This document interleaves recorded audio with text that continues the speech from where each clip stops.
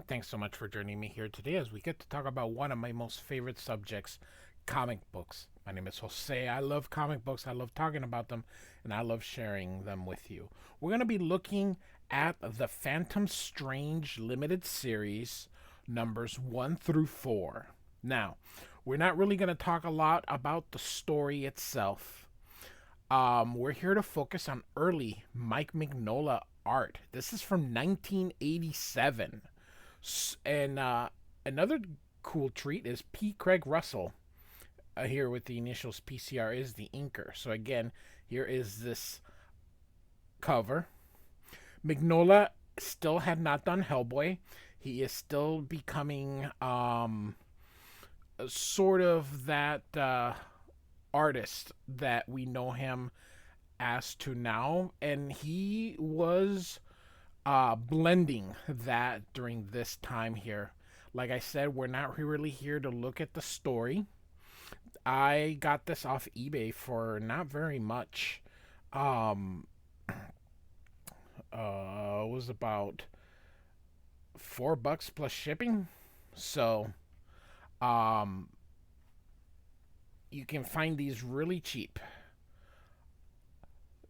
So this is Commissioner Gordon, I think. So this is like Gotham City, and the Phantom Stranger um, is a bit of a supernatural. Uh, he's a bit of a supernatural um, character for DC. In the description below, not only can you follow me on social media, but you can also look at. There's a link in there provided for the DC Wiki page, kind of like a, and it'll have kind of what the story is about. Um, so I'll have all four issues linked in there. So if you are curious as to what the actual story is about, you can look at it there. Right now, our kind of what we're doing here is just looking at Mike Mignola. Um, and seeing his this is supposed to be Ronald Reagan here. Seeing his art and how it has evolved.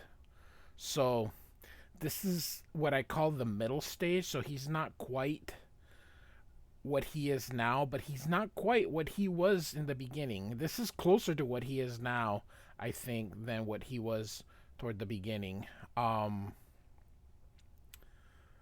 When Mignola went and started doing Hellboy, he really changed his style. But you can still see a lot of the mannerisms, a lot of the blackness, a lot of the thick lines. So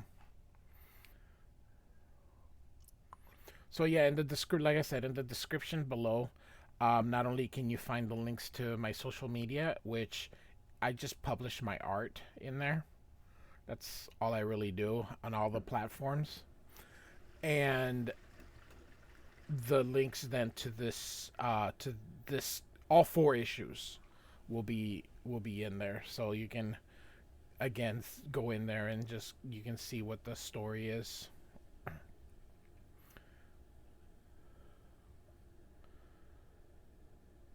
Just really good. I like how you can just tell what they're doing but keep it mostly black. It's he's one of the few um creators that really go in on the a lot of black. Frank Miller's another one. Frank Miller can really you can tell what's going on even when it's all black. Now, he doesn't go all black all the time in here, but in Hellboy, you know that Mignola really goes on that all black. Here's another example.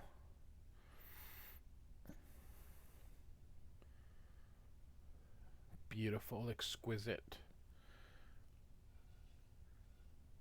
As much as I like Mignola now, this is probably my favorite version because this is the version that I had seen. You know, I not only have this, but I also have his World of Krypton, which we will also be looking at, and I also have his He did it with Jim Starlin. Um, and it started like the Justice League. I forgot about it. I'll probably think about it later, but I have all four issues of that. So here's number two. I also have I have his Rocket Raccoon um miniseries that he did for Marvel. Cosmic Odyssey, that's the name of that with Jim Starlin, which we'll also get to. Um, Jim Starlin, who of course is the a writer on the Infinity Gauntlet and the co-creator of Thanos, or just the co-creator of Thanos. I think he created him by him. I think he wrote and drew. Um, I have his entire Hellboy run. Now, the Hellboy run I have on the limited series. The trade paperbacks. I don't have the individual issues, unfortunately. But um, I don't mind. I have the World of Krypton, which is a limited series, kind of going on the early Superman. I have the Doctor Strange, Doctor Doom. Um, so I have a lot of the stuff from the early days in one form or another. I have the limit. I will be showing a lot of my Mignola. Um, Mig- it's hard to say because I always say so. I'm Hispanic, and so with me, I always say Mignola, but heard other people say I don't know, Mignola, but I always say Mig Nola, but really doesn't matter. He's an amazing artist. So you'll be seeing a lot of his work. I have the two Superman issues that he did in the playlist. I have Superman's 18 and Superman 23. But when all is said and done, I will have most of his non Hellboy work shown. I even have his Dracula um, adaptation that he did. So Mike Mignola is one of my favorites. I admire all sorts of artists. I like the normal artists, and when I say normal, just the popular, like Jim Lee and Todd McFarlane and Mark Silvestri. And I like their clones too, people that draw like them, like David Finch and Ivan Rice and um, that kind of stuff. J. Scott Campbell. But I also like people like Mignola. I like Frank Miller. I like. Um, he works a lot with Ed Brubaker, Sean Phillips. So Walter Simonson is one of my absolute favorites. Matt Wagner. So I like a big variety of artists. I don't just, like one style over the other. I like modern. I like older artists. So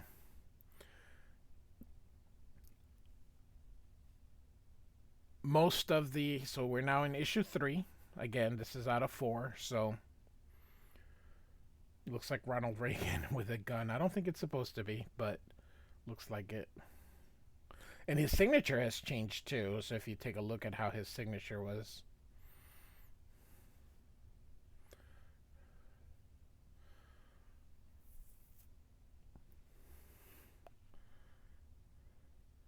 it's just pretty cool seeing the early or mid. I think this is mid. I think Mike Mignola's came in the early 80s and this is more like mid 80s. So he was maybe still a little bit newer. I have his Hulk run. I have his um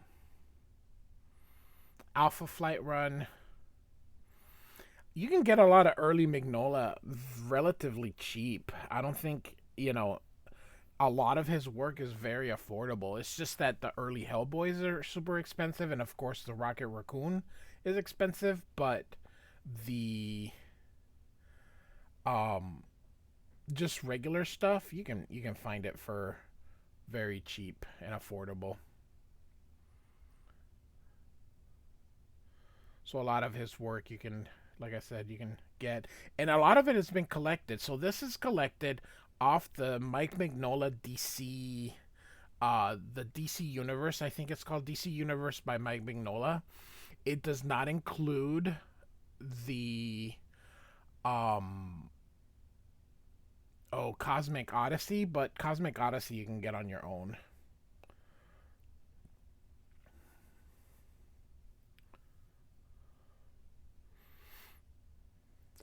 I also have the Wolverine Jungle Adventure, which we'll also get to look at. I have to tell you that I've had this for a few years, and I don't think I've ever read it. I think I just looked at it because um, when I got this, I didn't get this.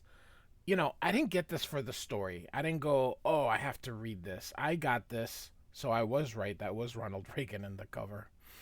I got this because I wanted the Mignola art. So,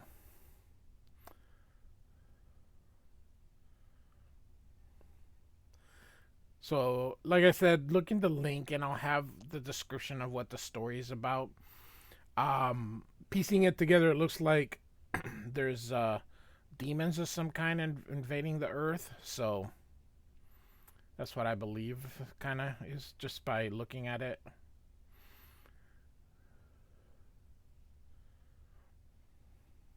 Man, it is so dated there with Ronald Reagan. So we're now going to go to the final issue here.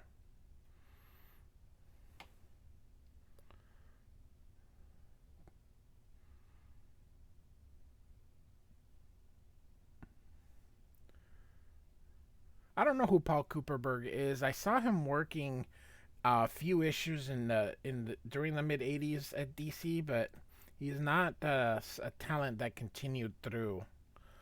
So I don't know what he kind of is up to after he left comic books.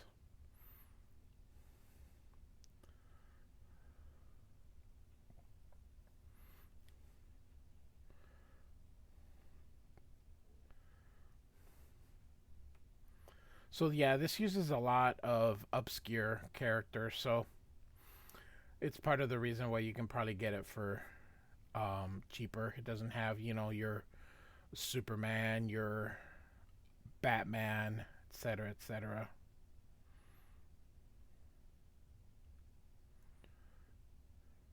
And people back then probably thought this was a weird looking, like Bill Sienkiewicz.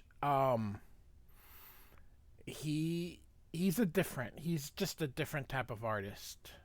A lot of people look at Bill Sienkiewicz's New Mutants. As much as we love it now, I don't think it was too well loved. I remember when I first saw it, I was like, "What in the name of weirdness is this?" So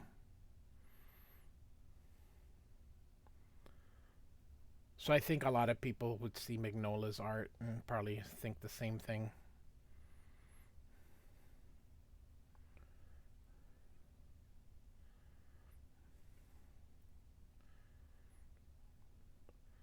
So yeah, we're kind of going a little faster than normal because we're just looking at the art. This is just the art that we're concentrating on.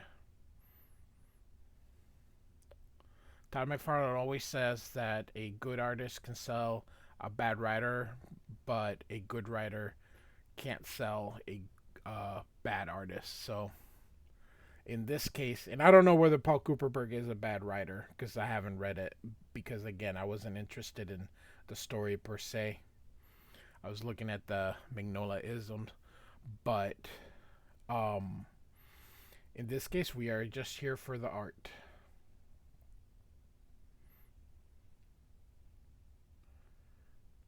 Maybe I'll read it one day. But once in a while, I'll do something here where we're just gonna concentrate on the art. I did it with the Mark Silvestri Batman and Joker. I don't think I've ever read it, and it just sits there. But I got it for the art, so